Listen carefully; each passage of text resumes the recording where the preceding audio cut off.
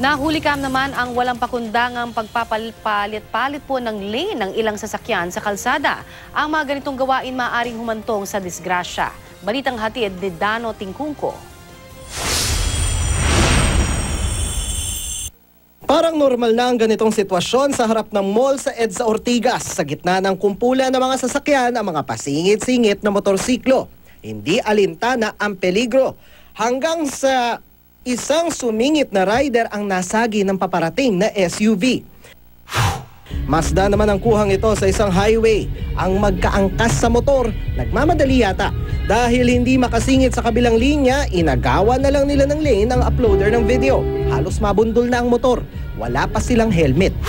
Kuha naman ito ng isang netizen sa NLEX. Diretso lang ang takbo ng sasakyan ng uploader nang biglang sumingit mula sa kanan ang pampasaherong bus. Muntik nang magkasagian ng dalawang sasakyan. Ayon sa MMDA, hindi naman labag sa batas trapiko ang pag-swerve o yung paglipat ng linya sa kalsada. Pero maaari itong humantong sa kasong reckless driving kung magdudulot ito ng disgrasya. Bawal din ang walang pakundangang pagpalit ng linya, hindi paggamit ng signal lights at pag-swerve kapag may solid line. Dano Tingkungko, GMA News.